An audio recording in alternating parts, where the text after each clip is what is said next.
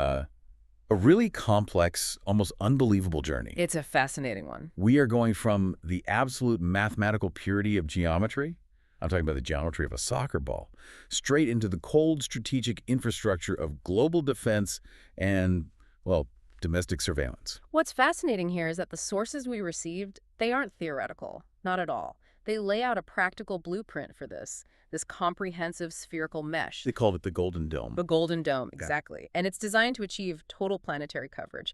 I mean, the goal is to eliminate any possibility of a blind spot anywhere on Earth. And the central, almost bizarre finding is that the blueprint for this immense network, and you have to understand, this thing spans satellite orbits, global military installations, and internal drone swarms.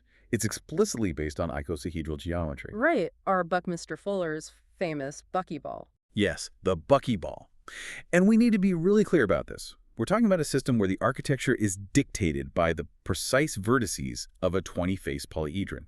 This isn't just, some aesthetic inspiration. Not at all. The sources repeatedly emphasize that this geometry is the literal topological foundation for achieving optimal control.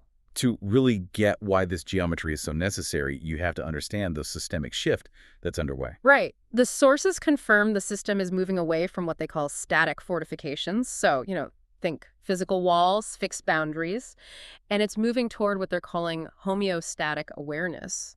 It sounds very clinical. It is. It means a dynamic, self-regulating sensor network. And the central insight, the thing that makes it all work, is that the geodesic structure, which is derived from the icosahedron, is mathematically proven to be the optimum way to achieve maximum coverage with the minimum possible number of sensor nodes. So maximum eyes for minimum cost and effort. Precisely. Yeah. They define the sufficiency requirement as the panopticonic requirement. So our mission in this deep dive is crucial. We're going to examine how this mathematically perfect architecture is being implemented across the vast external orbital layers for global defense, and then, and this is key, how that same structure is being repurposed, or imploded, as they say, to map onto the interior U.S. nervous system.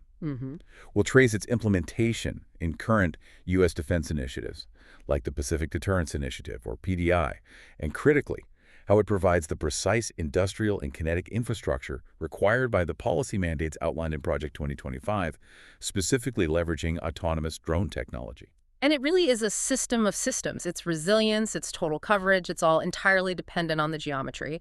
If you aim to enclose a sphere, and it doesn't matter if that sphere is the entire planet for missile defense or the internal territory of a nation for enforcement, you have to use the optimal structure. And that's the icosahedron. That's the icosahedron. It provides that structure. It ensures minimum distortion and maximum interconnectedness across the surface, which is absolutely essential for a seamless data handoff between all the different nodes in the network. Okay, so let's start with the foundational math, because I think we really need to appreciate the pure elegance that underpins this sprawling military infrastructure. It's beautiful in a way. An icosahedron is a 20-faced polyhedron.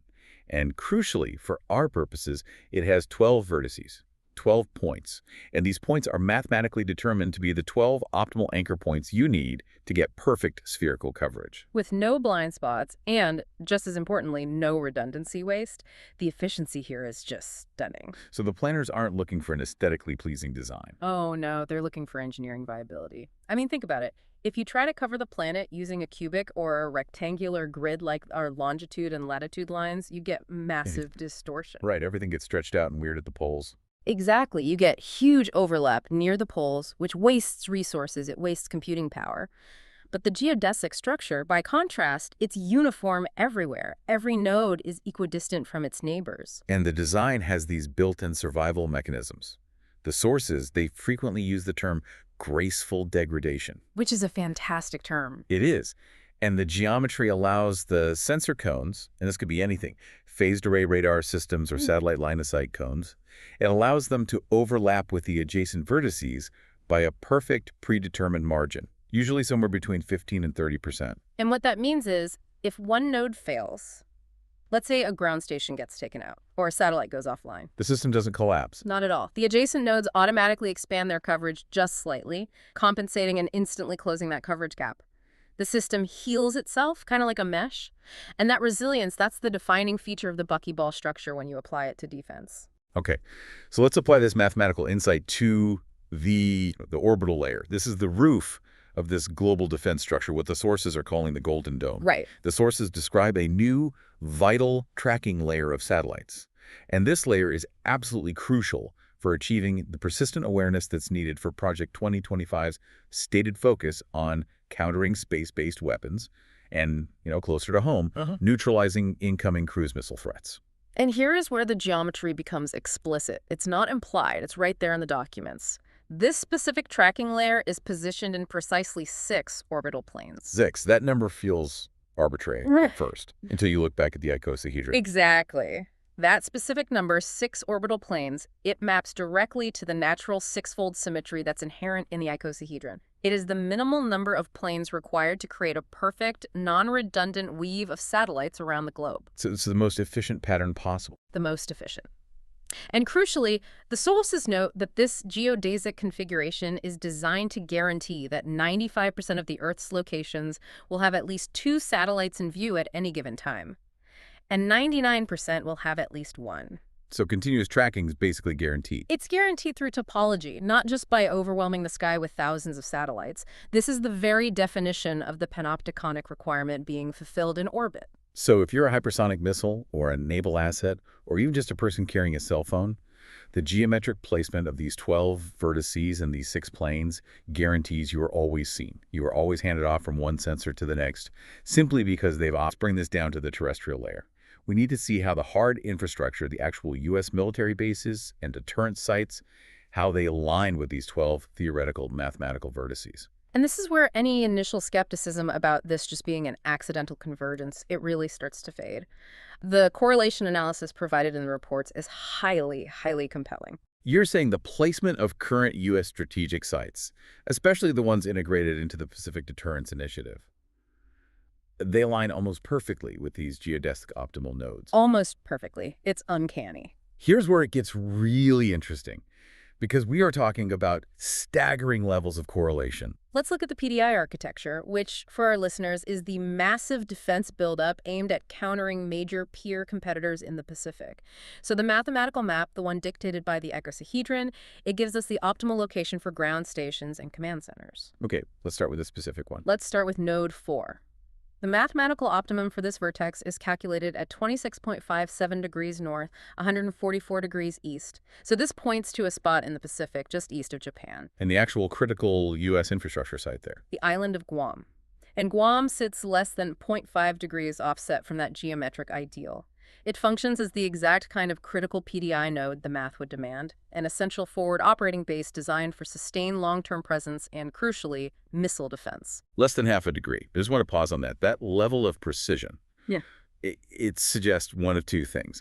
Either military planning departments have secretly adopted these advanced geometric optimization models, or the pure necessity of spherical coverage naturally forces you to converge on the icosahedral solution, whether you know the math or not. Right. Either way, the result is the same. The defense architecture is inherently geodesic. And the correlation just keeps going. Look at node 5. The geometry places the Central Pacific Command Hub at 144 degrees west. The actual site is, of course, Hawaii, specifically Pearl Harbor and the massive Pacific Missile Range facility at Barking Sands. MRF. Yeah. MRF. And the reports, they mark this down as an exact match for the geodesic hub. It functions as the uncontested command center for the entire Pacific hemisphere. So the strategic value of Hawaii aligns perfectly with the geometric sweet spot. Okay, but we have to address the inevitable skepticism. I mean, wouldn't any power-seeking global dominance naturally pick Guam and Hawaii? They're strategically located islands. That's a vital question, and it's a fair one. This is where we have to look at the less obvious nodes, the ones you wouldn't necessarily pick first. Okay. Look south to node 8. The math places the southern hemisphere anchor in Western Australia at 108 degrees east.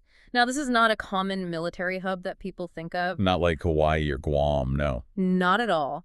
Yet the actual U.S. and Five Eyes sites there, Pine Gap, which is a massive satellite surveillance and intelligence fusion center, and RAAF Tyndall, which is being heavily fortified for PDI operations, they align within 3 degrees of the mathematical vertex. And Pine Gap, in particular, its whole existence relies on global satellite coverage. And it's situated precisely where the geodesic model says a massive data collection node should be placed for optimal coverage, this convergence.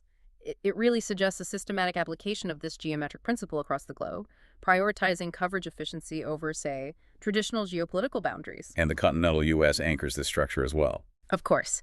Node 6 aligns with 72 degrees west, and this points directly to the dense military region of Florida and the Caribbean. So what are we talking about there? This is precisely where you find MacDill Air Force Base, which is home to SOCOM and CENTCOM. You find Homestead Air Reserve Base and Key West. These are the major SOCOM and Southcom hubs. The globe is being draped not by chance, but by this geometric skin of command and control. But the math must also expose some gaps, right? Places where the geometry says there should be a node, but politically it's impossible. Absolutely. We have to address the strategic gaps. The icosahedral vertices demand ground stations in some very geopolitically challenging regions, specifically the Sahara-Mali border, that's Node 2, and parts of Chile or the South Pacific, which would be Node 10.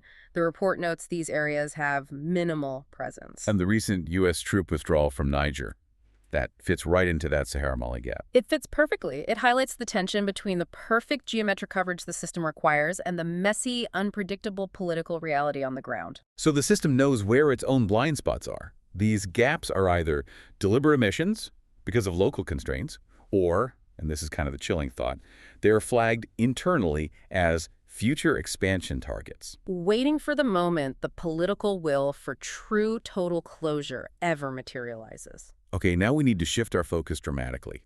The same geometry that optimized global missile defense has, as the sources put it, imploded. Right. The buckyball is no longer just an external shield protecting from outside threats. It is now being used to map the interior of the U.S. nervous system, and this is to satisfy the surveillance and expulsion requirements of Project 2025.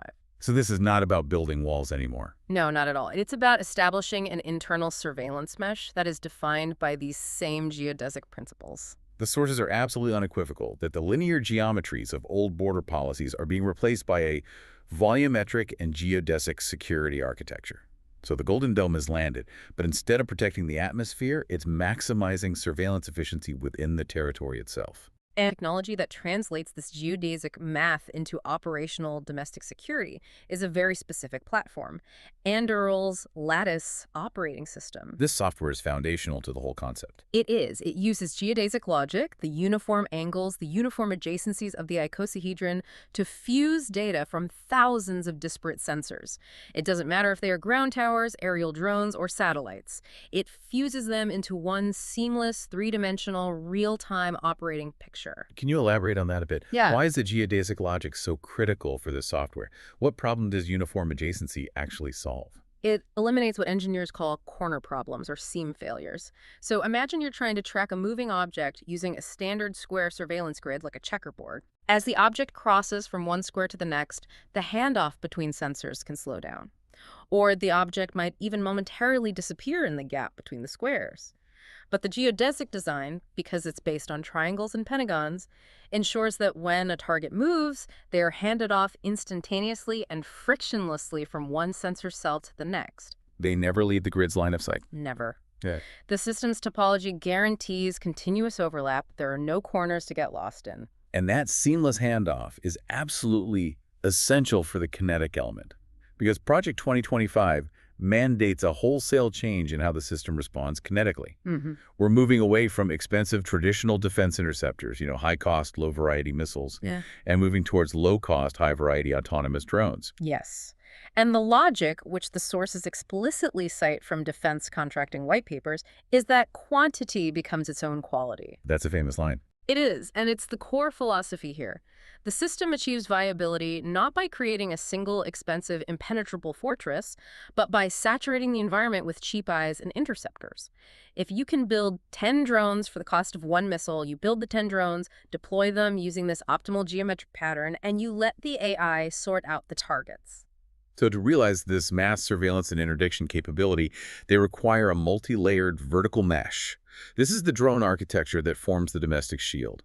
Let's break down the three overlapping layers that are designed for this persistent awareness. Okay, so layer 1 is at ground level, 0 kilometers. This is the fixed infrastructure. These are the ground anchors of the whole system, the endural sentry towers. And they're deployed at the calculated ground geodesic coordinates. Exactly. They form the stable, fixed vertices of this interior grid, and they're basically just ruggedized sensors, radars, and high-resolution cameras that are always on. Okay, so what's layer 2? Layer 2 is up at 20 to 25 kilometers. This is stratospheric persistence. And this is where the long-term, low-cost tracking takes place. Here we're talking about solar-powered Haley drones. That's high-altitude, long endurance. These are the huge, lightweight gliders? Enormous. And they loiter autonomously at the geodesic vertices, so at the midpoints between the ground towers, and they can stay up there for months at a time. They are the cost-effective replacement for constant manned aerial patrols. They are the eyes that rarely, if ever, blink. And layer 3 goes even higher. Finally, yes. Layer 3, between 35 and 50 kilometers, is high altitude. This layer is occupied by HAPS, or high-altitude pseudosatellites. These are larger, sometimes even crude, high-altitude platforms that provide strategic signal intelligence, SIGINT, and communication relays. So they're the link to the external Golden Dome. They're the direct link. They feed the high-altitude data from that orbital layer we discussed down to the terrestrial lattice system on the ground.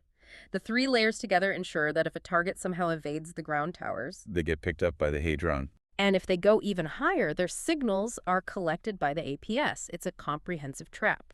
Now, to sustain an architecture like this, one that requires constant replacement, repair, and hyperscale production of thousands of these expendable autonomous units, I mean, the whole quantity is quality philosophy. Yeah. It demands a colossal industrial base. It's a metabolic system, as the source isn't.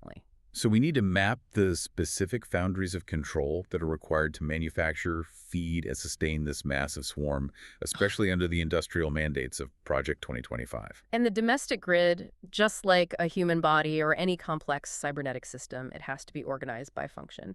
We can map its geography onto 3 core systems. You have the metabolic system, which is manufacturing.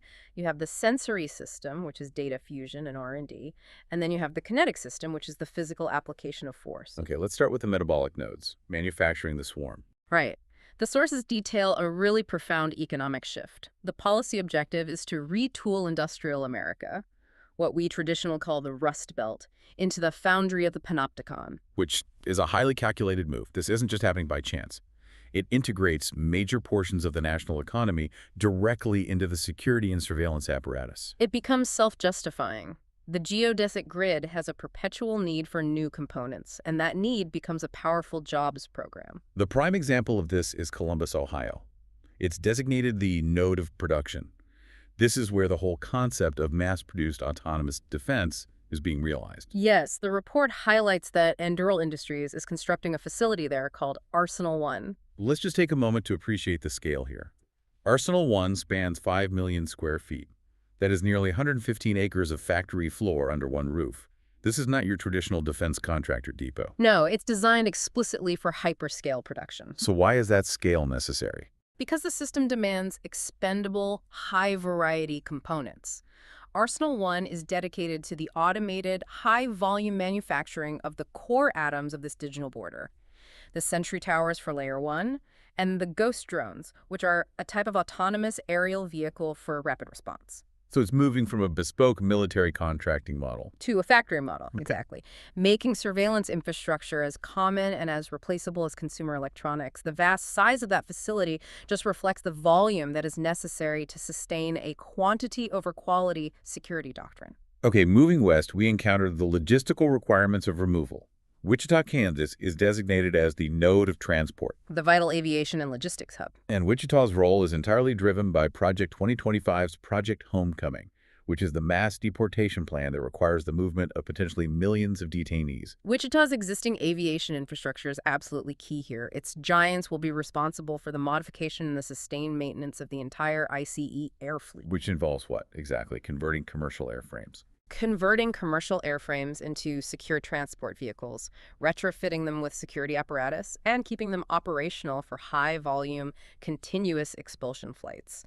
Wichita is the industrial engine that maintains that pipeline of expulsion. And the geometric grid isn't just confined to air and land, it seeks total closure. It has to.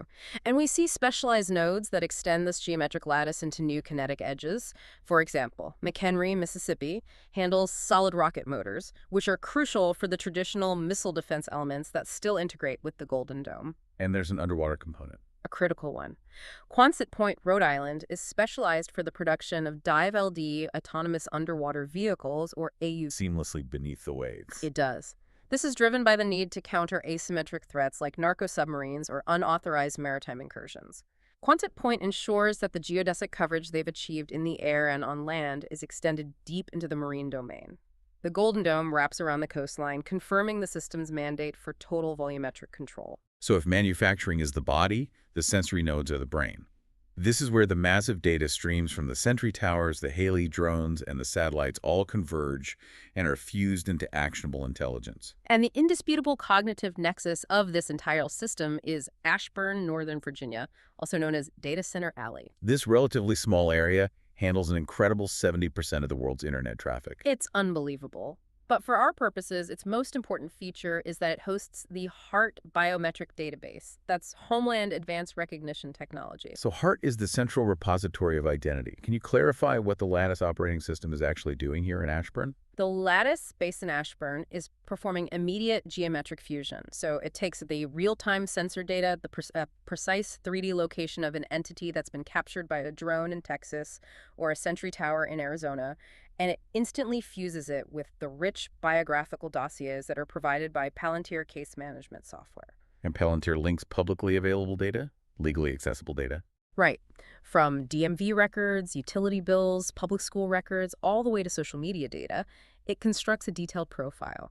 Ashburn's function is to ensure the system knows not just where an object is, but who that object is and what its entire history entails. So the surveillance isn't blind. It is hyper-personalized from the absolute moment of detection. That's the entire purpose of the Sensory Hub. Now next we have the Testing Ground node. Grand Forks, North Dakota. This is home to the Grand Sky Technology Park, a critical R&D site. Why North Dakota, of all places? I mean, it seems so remote for a major defense hub. The sources explain that Grand Forks is the primary hub where BVLOS drone operations are perfected. That's beyond visual line of sight.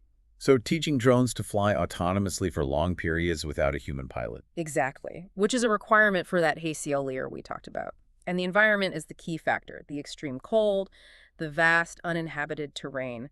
It makes it the perfect geometric proxy for the huge, complex logistics challenge of the northern border. Which is too immense for physical barriers. Far too immense. It has to rely entirely on this seamless, self-correcting, virtual geodesic surveillance mesh. The logic is simple. If the drone AI works in the harsh conditions of North Dakota, it will work everywhere. And finally, linking the entire structure up to the orbital layer is Colorado Springs, Colorado. Yes, as home to U.S. Space Command, Colorado Springs is the crucial fusion point between the external Golden Dome, those 6 orbital planes, and the satellite layer we discussed in Part 1, and the terrestrial lattice on the ground. It ensures that data collected from 35,000 kilometers up is instantly integrated into the ground-level enforcement action being taken in the heartland. Okay, we've mapped the geometric structure, the manufacturing base, and the cognitive brain. So now we have to address the physical result, the kinetic action. Right. Once the lattice detects and identifies a target, the system has to act. And Project 2025's mandate for the largest deportation program in American history requires a colossal, dedicated logistical and detention infrastructure. The geometry must now serve as a logistical assembly line for expulsion. The sheer volume is the critical factor here. The plan requires a staging ground, a massive logistical processing center that can handle the numbers they're talking about.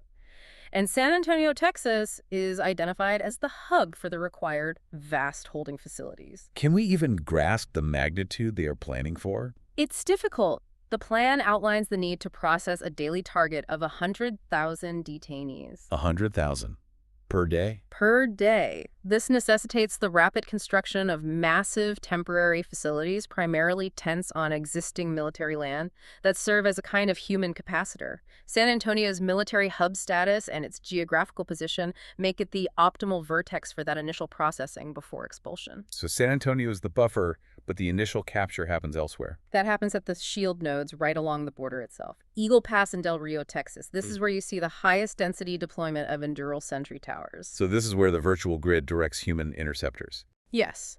The AI's guidance is integrated seamlessly with existing state enforcement, like Operation Lone Star, directing National Guard or federal agents. The geometry guides the enforcement action in real time, telling them exactly where to go. And once processed through San Antonio, the targets have to be physically removed, so we need the exit valves. These are the primary logistics hubs for ICI air operations. The two main ones are Mesa, Arizona, and Miami, Florida. Okay, so Mesa handles the western flow. Right. It utilizes its logistics network to move detainees out, primarily south across the border or via air freight. And then Miami, which is anchored by sites like the Chrome Detention Center, is the final filter for entities captured and purged toward the Caribbean and Central America. The kinetic lattice is a factory optimized for removal. Every geographic node serves a critical logistical purpose in that chain. Now let's go back to what might be the most chilling conceptual finding in these reports. The idea that the geodesic expansion of surveillance turns the entire American interior into a border zone. The grid has no inside. The efficiency of the buckyball allows control anywhere in the nation. And this is how the system is designed to address internal resistance. The report specifically identifies traditionally resistant areas, what they call sanctuary cities, as target nodes. And it gives examples like Chicago, Illinois, and Seattle, Washington. And the strategy involves bypassing local authorities completely. Precisely. It mandates the use of mobile enforcement teams. These are federal teams that operate independent of local police. They conduct targeted raids, and they rely entirely on the precision and coverage provided by this geodesic surveillance grid. The system's architecture makes local resistance purely political, not spatial.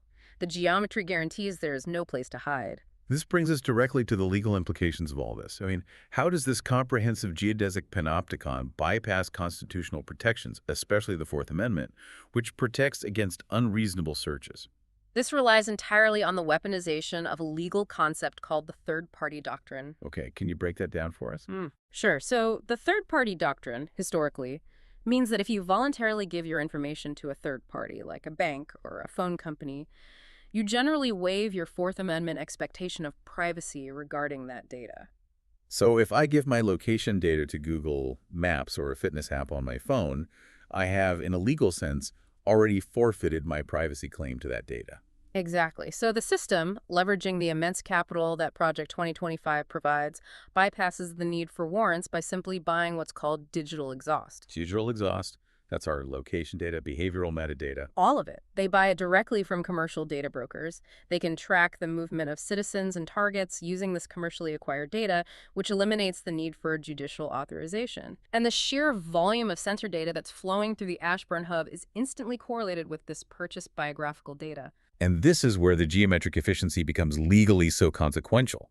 The fact that the grid guarantees that seamless handoff, that uniform adjacency, means that once a target's mobile phone or their vehicle location data enters the system from a commercial broker, they are tracked frictionlessly. Across state lines, from a tower to a drone to a satellite, and into what were previously sensitive locations. And Project 2025 specifically advocates for removing protections from sensitive locations like schools, churches, and hospitals when they're conducting enforcement actions. And this geodesic system provides the perfect technological means to achieve that objective without any friction. Furthermore, the sources confirm that this system's logic is not restricted to immigration targets.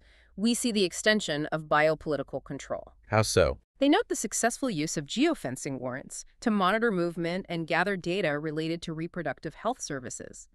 This confirms that the geodesic architecture is a totalizing structure of governance for the entire domestic population, not just a border management tool.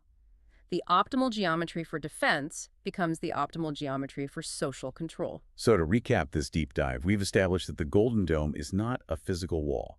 It's a mathematically optimized, multi-layered, contiguous battle space. It's a closed loop of control. The elegant laws of icosahedral geometry are dictating the placement of the eyes and the hands of the state. We've mapped the system's metabolism. We've seen how Ohio's 5 million square foot Arsenal 1 builds the eyes, the drones, how North Dakota trains them with BVLOS testing in that harsh proxy environment. We've seen how Virginia processes the memory and identity with the heart in Palantir fusion, and how Texas and Arizona form the hands for detention and expulsion that complete the kinetic circuit. And I think the most profound finding is that the correlation between Fuller's geodesic geometry and the actual defense and enforcement infrastructure, It's just far too precise and widespread to dismiss as mere coincidence. It feels like the inevitable result of planners seeking optimal spherical control.